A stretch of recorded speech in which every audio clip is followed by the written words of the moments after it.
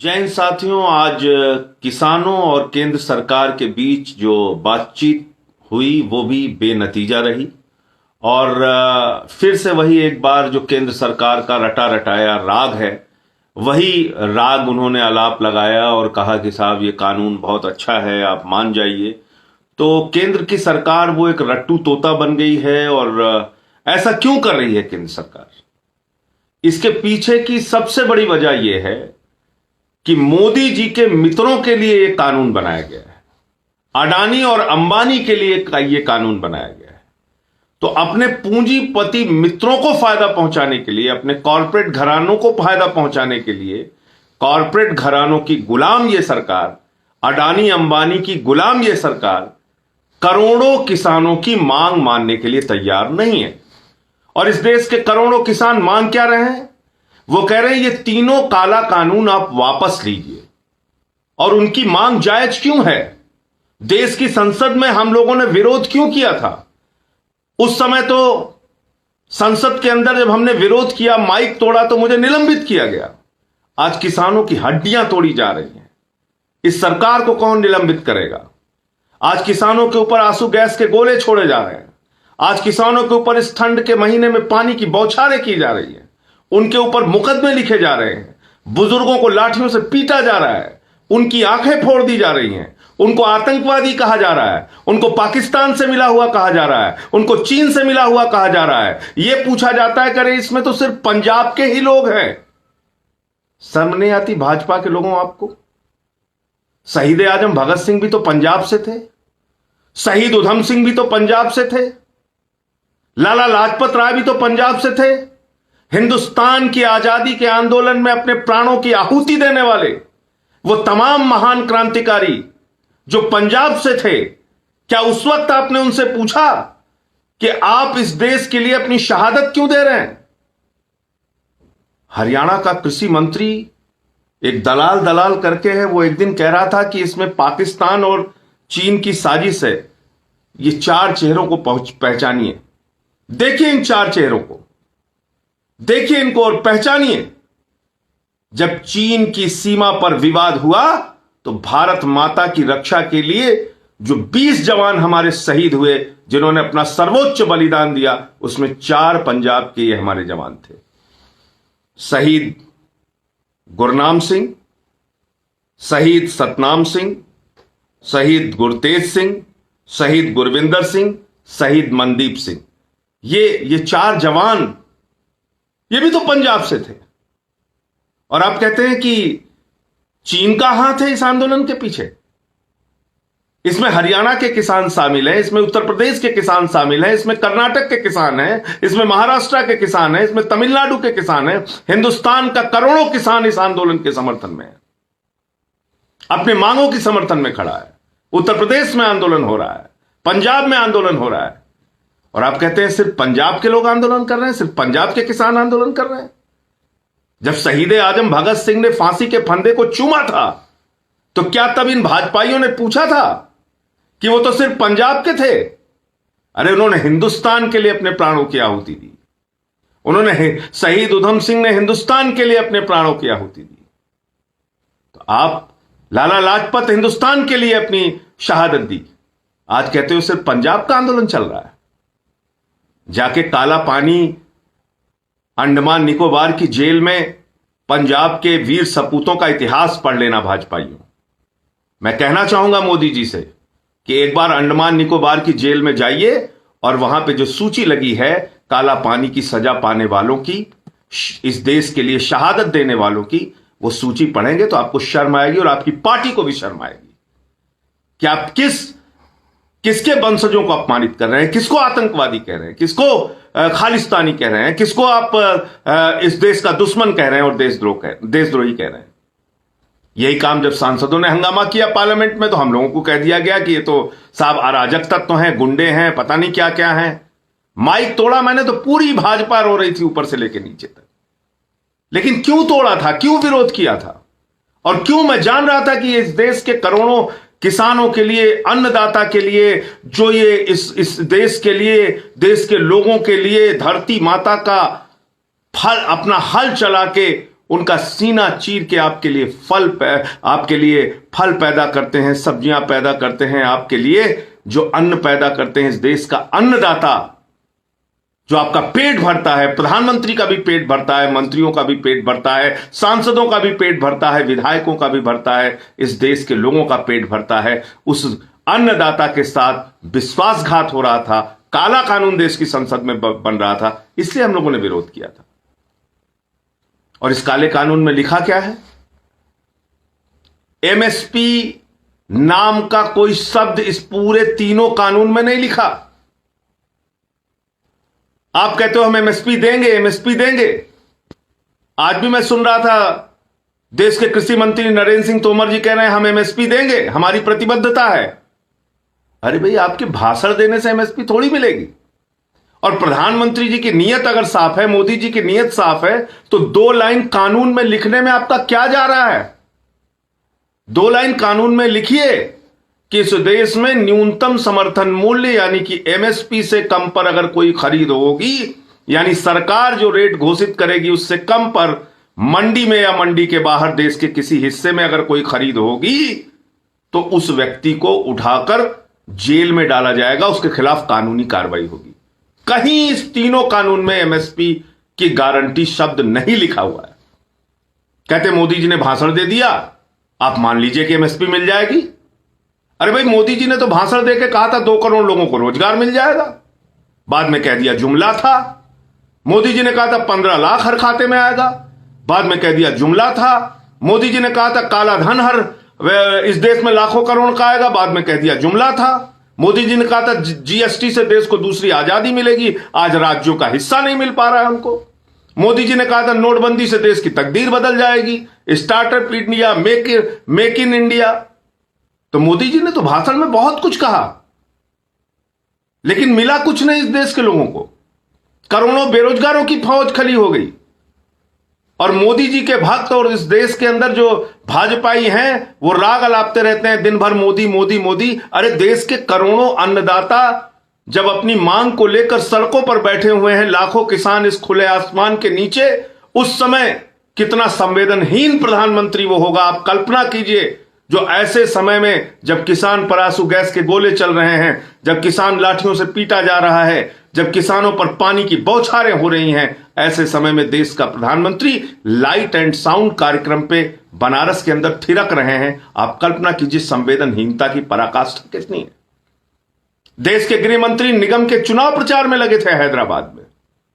यह देश का किसान समय आने पे पूछेगा आपसे।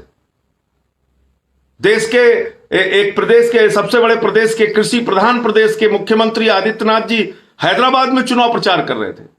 उनको फिल्म सिटी बनाने की चिंता है, कैसे हीरो हीरोइन यहां पे आएंगे। अक्षय कुमार से वो मिल रहे हैं आदित्यनाथ जी। जब किसान आंदोलन कर रहा है सड़कों पे, तो वो फिल्म सिटी की चिंता में डूबे हुए हैं। गांव की चिंता नहीं है उनको, फिल्म सिटी की चिंता है। दूसरा, इस कानून में कॉन्ट्रैक्ट खेती की बात लिखी गई है।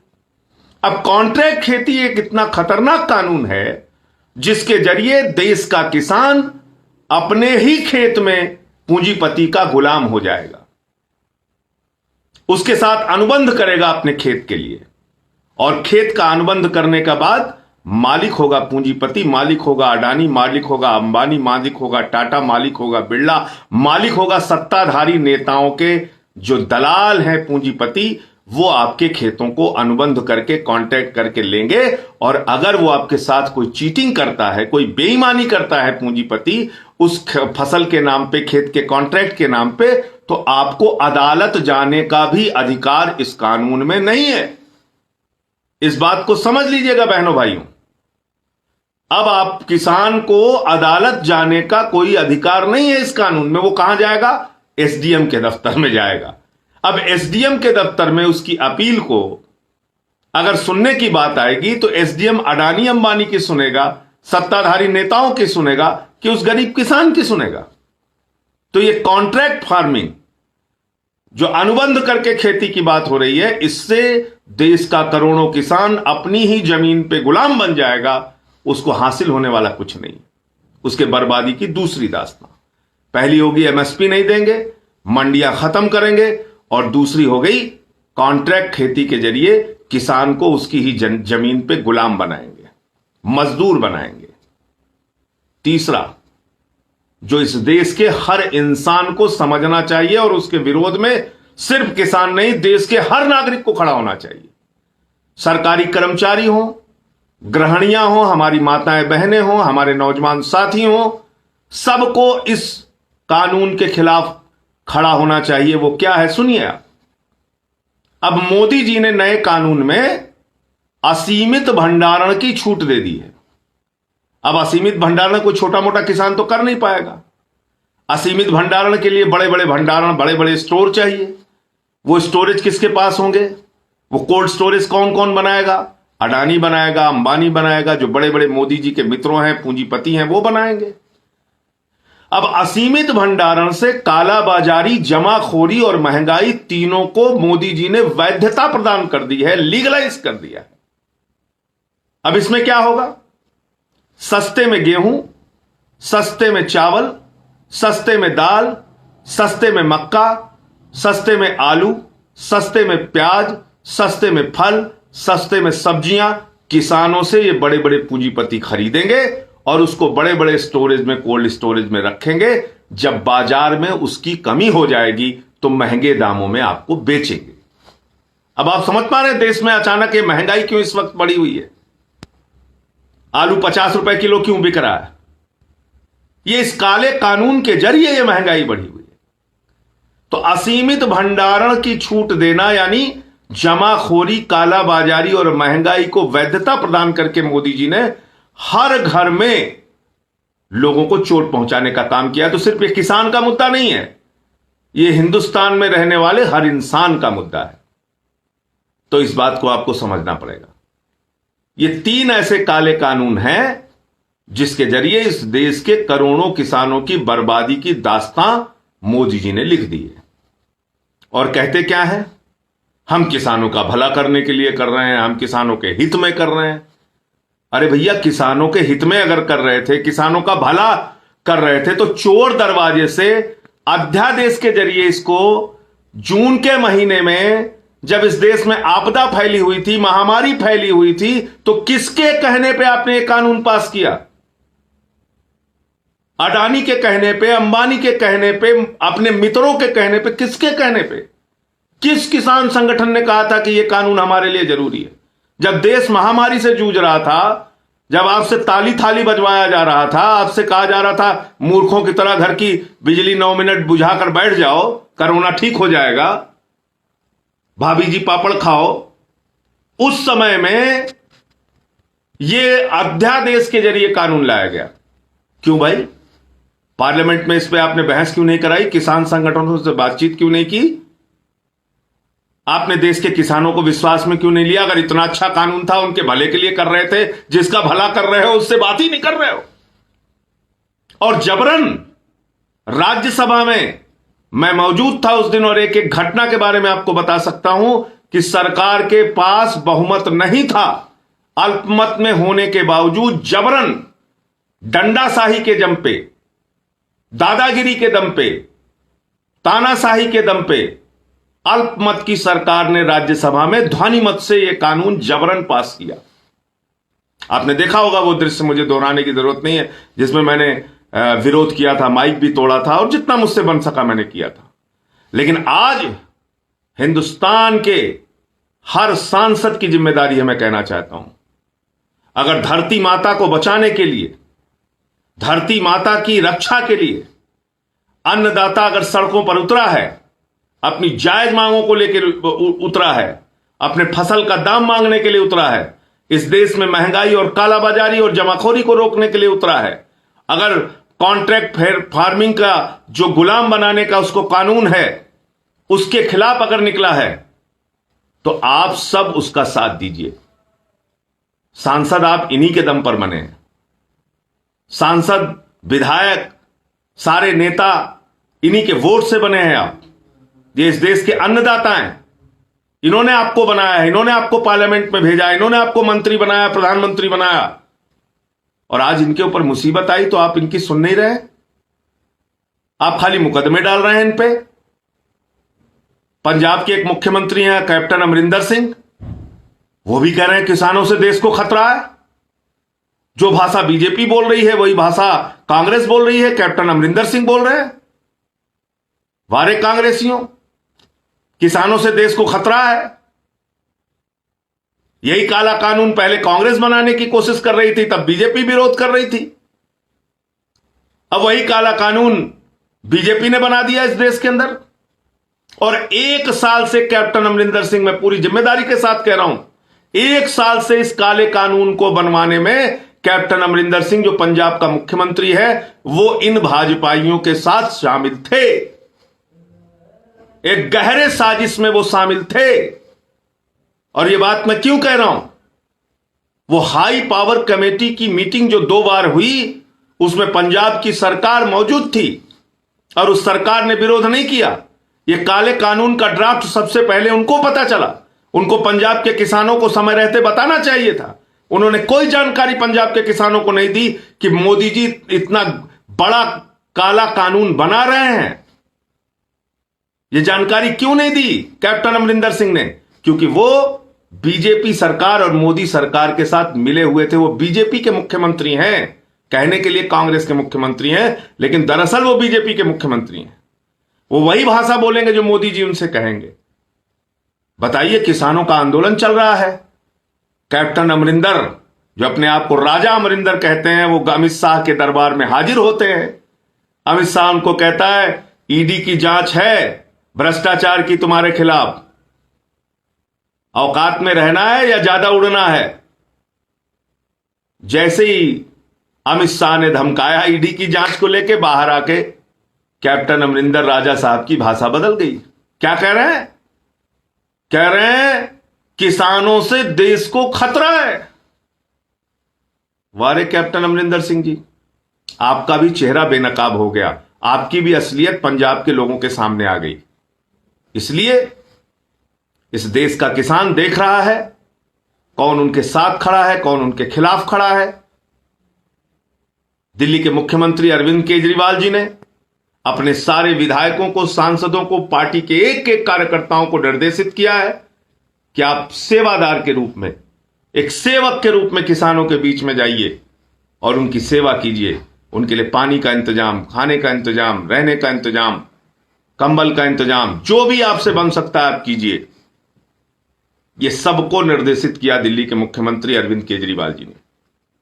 इसके साथ साथ जब 9 स्टेडियम मांगे गए मोदी सरकार के द्वारा कि हमें जेल बनाना है 9 स्टेडियम को, दिल्ली में किसानों को उन जेलों में ठूस के रखना है, दिल्ली के मुख्यमंत्री अरविंद केजरीवाल जी ने कहा हम अपनी दिल्ली में किसानों के लिए स्टेडियम नहीं, उनके रहने के लिए जगह के इंतजाम कराएंगे। हम किसानों को जेल में नहीं रखेंगे। मोदी सरकार के स्टेडियम मांगने के अनुरोध को उन्होंने कूड़ेदान में फेंक दिया। तो आम आदमी पार्टी संसद से लेकर सड़क तक किसानों के साथ रही है, रहेगी, आज भी है। हम इस देश के अन्नदाता के साथ हैं। अगर इस देश का अन्नदाता अनाज उगाना बंद कर देगा तो हमारे भी बच्चे भूखे सड़कों पे आ जाएंगे। ये बात एक एक सांसद को, एक एक मंत्री को सोचनी चाहिए। उनको आतंकवादी कह के अपमानित मत करो, उनको देशद्रोही कह के अपमानित मत करो, उनको चीन और पाकिस्तान से मिला हुआ मत बताओ। उनका अपमान करना बंद करो और ये तीनों काला कानून वापस लो, वरना ये किसान जो सड़कों पर उतरा है तुम्हारी सरकार के ताबूत में अंतिम कील ठोकने का काम करेगा। और हम सब लोग किसान भाइयों के साथ खड़े थे, खड़े हैं और खड़े रहेंगे। अंत में इन्हीं लाइनों के साथ कि उसूलों पर जो आंच आए तो टकराना जरूरी है। उसूलों पर जो आंच आए तो टकराना जरूरी है। जो जिंदा है तो फिर जिंदा नजर आना जरूरी है। इंकलाब जिंदाबाद, आम आदमी जिंदाबाद। जय जवान, जय किसान।